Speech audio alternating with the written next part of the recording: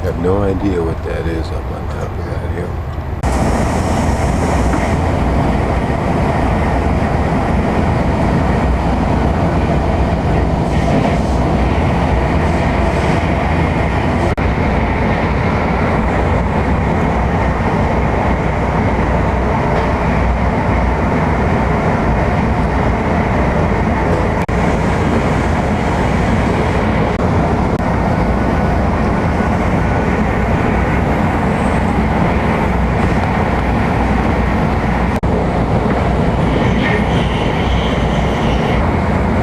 15 minutes out of Ronda. Climbing up into the mountains, it looks like.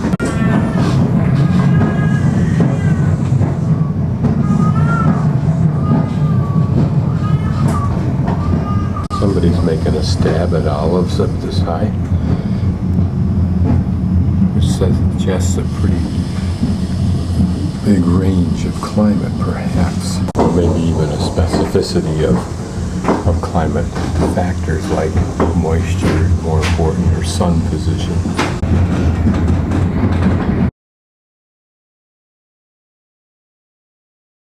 In this park, just a couple of blocks away from my hostel, this water feature here, pretty. Kind of thing you can imagine being made out of sandstone from the southwest. This is neat because it's a variation, and a nice variation on the standard balcony. It's number one wider, and then that upper portion makes it even wider. Notice there are little hooks on there that may be used for holding pots of flowers. Nice quiet residential street about 2 blocks from the main street, which runs parallel to it, and another main street perpendicular, which is at the end here, and then my hostel's to the left. The view from my home is spectacular. As to the city of Ronda and its famous bridge.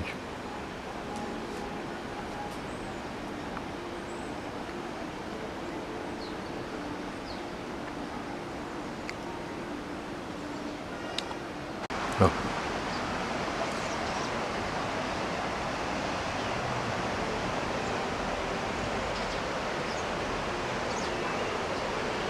You can just barely get an idea of how deep this canyon is, but it's a pretty spectacular gorge.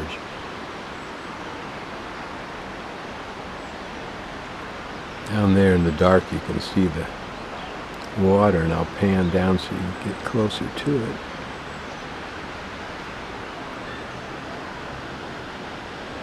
There's also curious doorways or windows all the way up that thing. And what the heck that is, I don't know.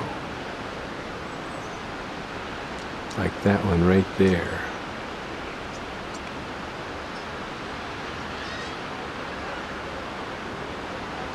I don't even know how you get to it.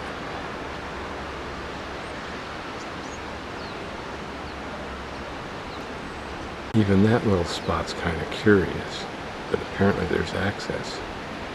There's something down in that gorge. Maybe you can actually get down into it. I think you can, actually.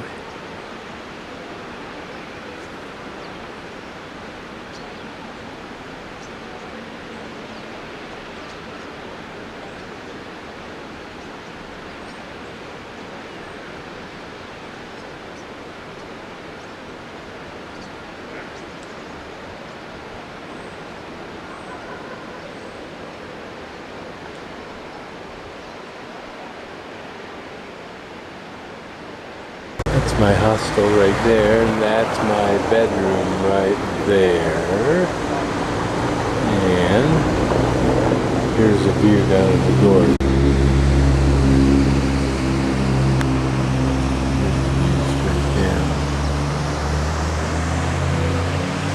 This, I think, is called the house of Palacio de Rey Moro. It was a castle of the, or house of the Moorish king that never was. It was named that by the grandson of President McKinley. Can you believe that that's a person for that reason who gets in the history books? The neighborhood fountain with good water, apparently. He doesn't say not portable. Continues steeply downhill. we're on our way into the gorge. My guess is where this tree is that little patio that I saw from across the way.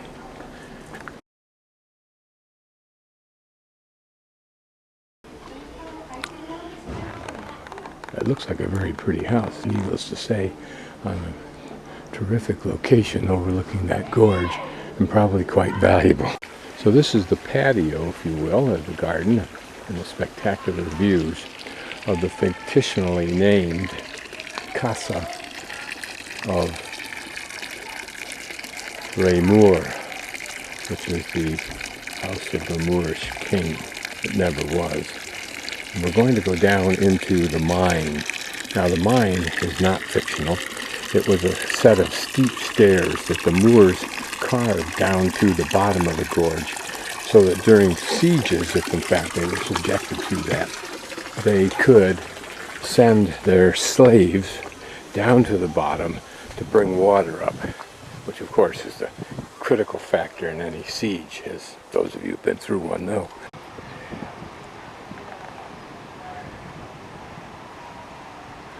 And over here on the right, the spectacular view, can't see it, of my condo, or my hostel. Here they've created a pretty little alcove in Moorish style.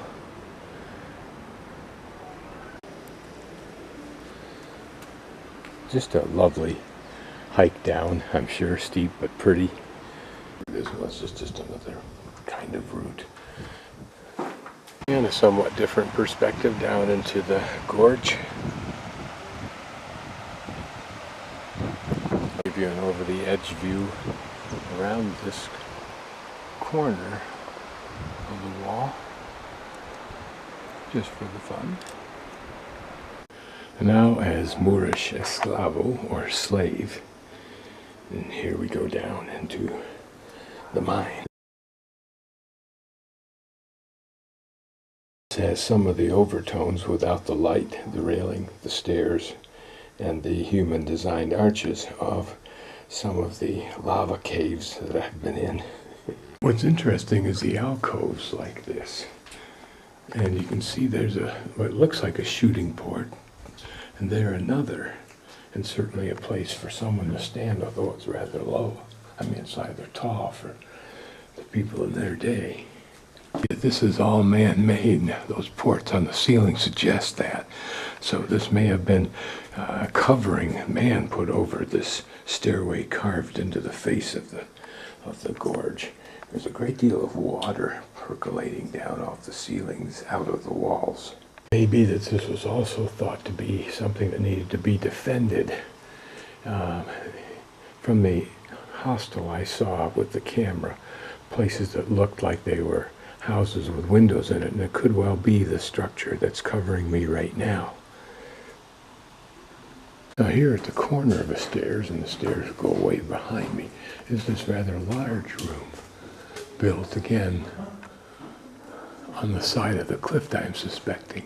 But did it serve a function? I'm sure it must have. It's substantial in size. And partway down, some vaulted rooms, looking very Roman, with again shooting port designs, if you will,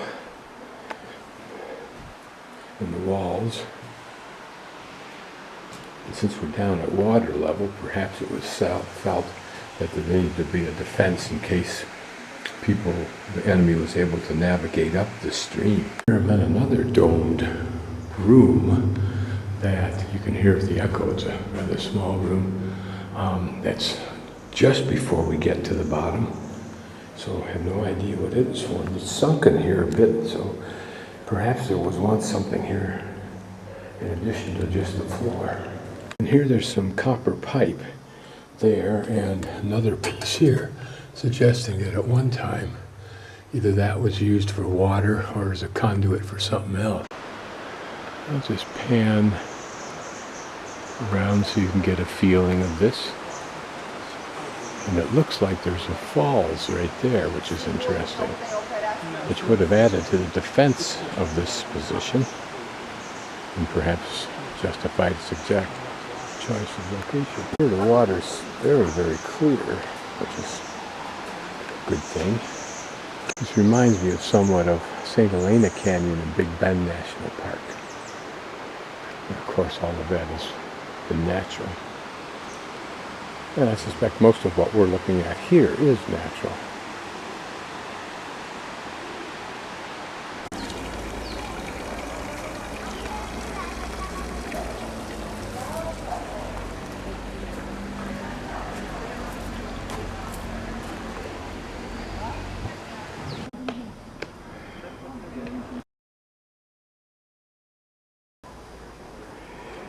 So this house of the Salvatierra family, given to them by the monarch after they threw out the Moors, and the redistribution wasn't a division, it was a redistribution, i.e. they stole it from the Moors and gave it to this man in 1485, and the family still lives here. You can bet on that. If they could have still afforded it, it's a spectacular place to live. Much of what we see here are reconstruction, probably for the benefit of tourists who want to go down that side. And these square devices are all that remain of apparently a tannery. Older bridge that we'll get a better look at in a few minutes, maybe, from down there. And that's still another old bridge. And there are the Arab baths. I assume they're referring to that right down there.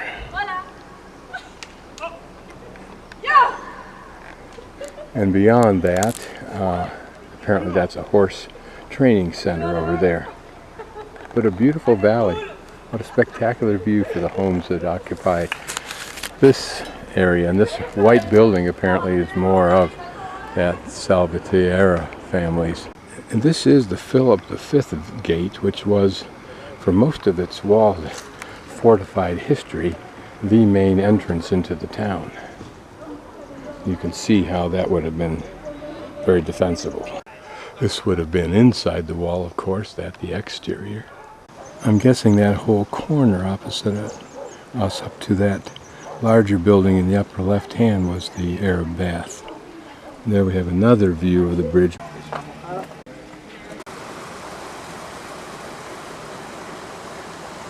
And you see here that this original walkway up here was carved into the stone in the form of steps. Probably the portion we're looking at now is a later portion when the road was extended out. Maybe it was carved deeper in. Apparently closed today, or at least now.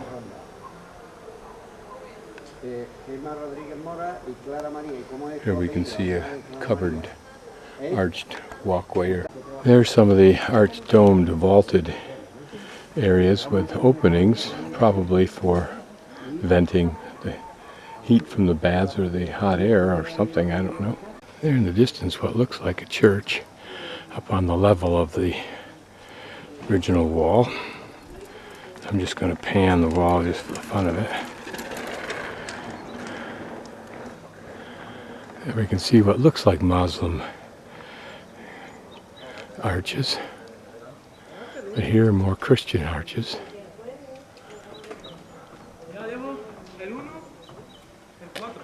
And there, in the right-hand corner, more or less, the entrance to the city.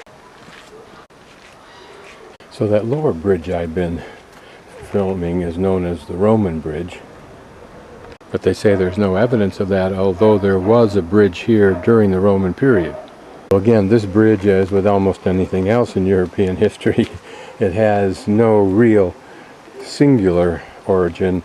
Its origin, as well as its modifications, were from various cultures over time. According to Rick, this was the only access from the north into the Moorish town. So, take that for what it's worth. And of course, there's the Moorish bath, so that all connects somehow.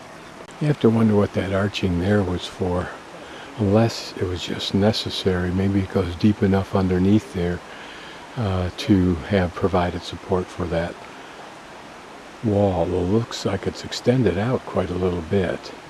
Can't be sure. Not quite as pretty picture with that building and the wires going through there. Those look like apples, but I didn't think that was an apple tree. I could be dead wrong. Maybe there's something else like a pomegranate or something. Is that a kind of fruit or just leaves that have turned color? There, what looks like pears. We have something closer. I don't know what it is. Man just stopped and chatted with me for a few moments because I was looking at his fruit. And he owns this that I was looking at. And he has a friend, as we chatted further, who's a pilot, apparently, in America. This may be his home, I don't know. His name was Jose. And this is the long horse training arena, not the place I pointed out. It's an interesting structure. As I walk up the hill on my side of the river back to my hostel, it's part of some sports complex. These people walk their dogs, all the ones that can't get walked are coming unglued. This whitewashed town is the new town. We came out of the Arab town on the other side of that. New bridge, old bridge, and Arab bridge. And I don't know what that church is. Here, looking up a new town street. Notice the bracing on that older building there. A town fountain, quite a large one with about 8 different spigots. Looking at that original entrance into the town and across the bridge. Like so many hilltop fortress little towns that remain, they have steep streets. Here they have parking though, that's good.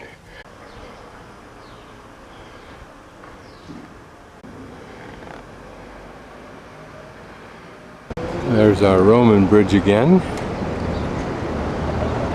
And below it the Arab bridge, which you can't see.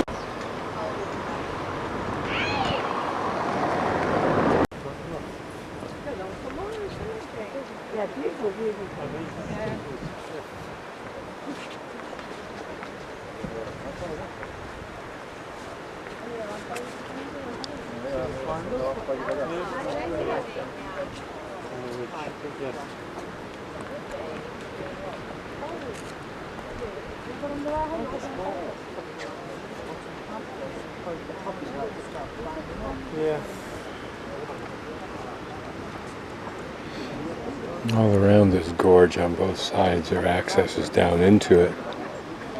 Notice that there's a trail that you can walk down, but notice below it there's like a aqueduct. Why would it be going down from there? Maybe it drains excess water out of the wall, maybe it drained sewage at one time.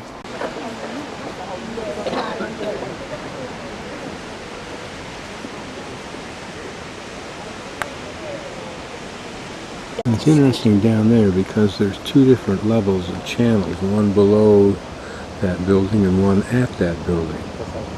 What function would they have served? And yet there's clearly a lot of water flowing down it.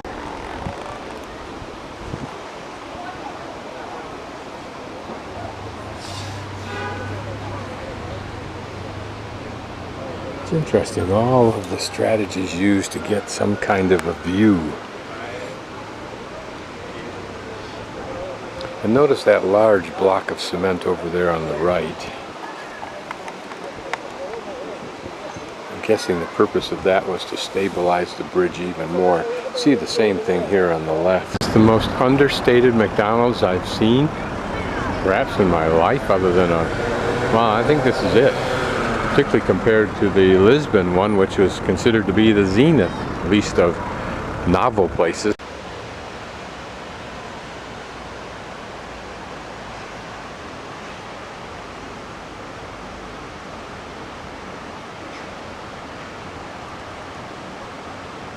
Easy to get up here.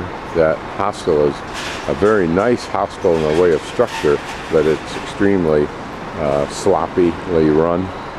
There's some guy sleeping on the couch that's been there all day yesterday when I got there and still sleeping on it. I suspect he's a friend that's freeloading off the manager who treats the place as their house, and nothing gets put away. Dishes don't get put away. Sink can be filthy most of the day. I mean, filthy with all kinds of food in the bottom of it.